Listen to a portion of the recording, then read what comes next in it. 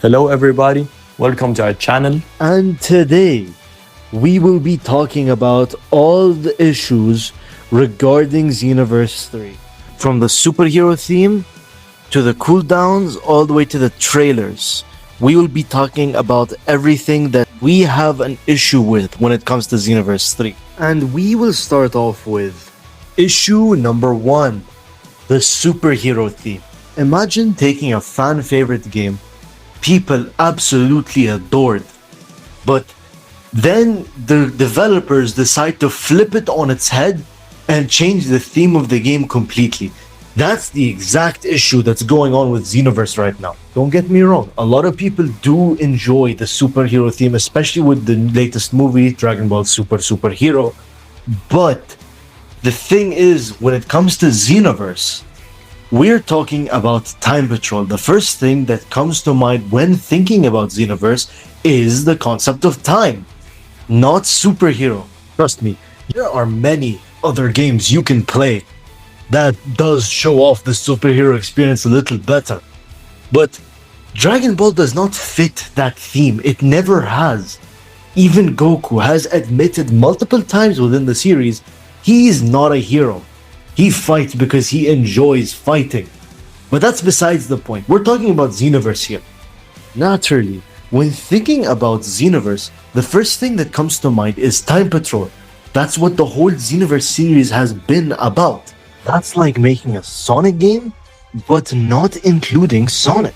With all the things coming to Xenoverse 3 and what has been shown so far, it's safe to say that this is probably just another Dragon Ball game, but they slapped the logo of Xenoverse on it. I would also like to add on that Dragon Ball in general does not portray the superhero theme as efficiently as other themes. For example, if we recall back to the Dragon Ball superhero movie, that movie writing was definitely not up to par as compared to the Broly movie. For example, you know how Beast Gohan went Beast out of nowhere, which kind of doesn't really make sense in that context, and on how he got out of nowhere despite pretty much not training at all. Xenoverse 3 is also written by Akira Toriyama, same as the superhero movie. So you might be expecting similar levels of writing. Issue number 2, the cooldowns. One of the key elements in Dragon Ball itself, not just Xenoverse, is the key itself. With all the cooldowns coming to the game, especially with transformations, it goes to show how upgrading ki would be completely pointless. Most people would upgrade ki to perform many ki-based attacks or even strike-based ones that do still require ki. But the main issue with that is that it removes the whole point of actually focusing on upgrading your ki. For decades, Dragon Ball has focused on nothing but really cool transformations, especially for each race when it comes to Xenoverse. Applying all those cooldowns on the transformations itself shows that there's no point in transforming, especially since you usually transform to get a boost in strength or power. There would be no point in using up ki if those transformations are simply just going to drain your ki and barely give you a boost. And the main problem with the cooldowns is that Xenoverse is an RNG game. At least when you're doing a parallel quest, it's fully RNG. Like, you can redo the same quest dozens and dozens of times, as we probably all have. And then, of course, we just don't get the skill. Like, we don't necessarily get the skill, which is pretty annoying and frustrating. So now imagine having to deal with that. And of course, you have cooldowns, which would make the quest take even more time. And of course, now they removed the key meter. Now we know they removed the key meter. So now, you know, you can't really go about, you know, charging fully up and doing the ult, which I get it. It's kind of, it makes the game less repetitive, which I understand, but it also makes it less convenient when you're trying to get a skill. So I would like to say that it is definitely fixable as long as they fully remove the RNG factor and that you're pretty much guaranteed the skill if you do a quest. But besides that, having cooldowns and doing a quest would definitely be pretty ineffective and pretty inefficient. And finally, it's the fact the trailers are not showing enough. We've got a pretty good vision of what Xenoverse 3 might look like, but the main issue is, throughout all those trailers, not once has Goku been shown except for a silhouette of him being shown in the teaser trailer.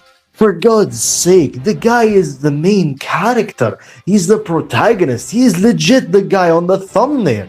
So where did he go at all? Why is he not being showcased whatsoever? Another thing to talk about besides Goku himself is Xenotrunks and the Supreme Kai of Time.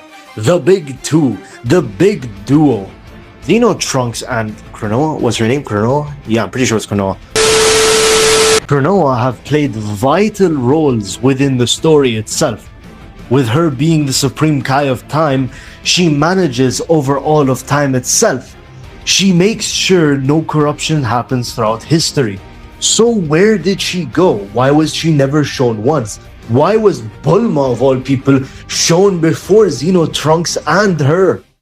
And also, it doesn't help that the trailers do not show anything regarding the villains or the main villain of the story, which is a pretty big problem because Xenoverse 1 and 2 really showed who the villains are going to be. And Xenoverse 3 just gave us no actual clue besides that the enemies that you're going to be fighting are all wearing a certain type of clothing. And it doesn't help that we're most likely not getting an upgraded version of our previous villains. Like, I would have hoped to see someone like Metric Abura, but that is probably extremely unlikely, especially considering the superhero theme. And the trailers aren't really portraying anything in that sense. So most likely we're not gonna exactly get the best of villains, the best of main villains. But who knows, maybe Xenoverse might be able to cook up something and Bandai is gonna heavily surpass our expectations. But once again, the trailers need to show more portrayals of the villainous side and more properly introduce the story. Or perhaps we need to wait until Future Saga Chapter 4 for that. But with that, it's safe to say that Xenoverse 3 might not be a total flop. Hopefully. Maybe. Bandai, please don't mess us up. Anyways, I hope you guys enjoyed this video. Leave a like, comment, share. Tell us your thoughts, what you think of this video. And that will be that. See you next time.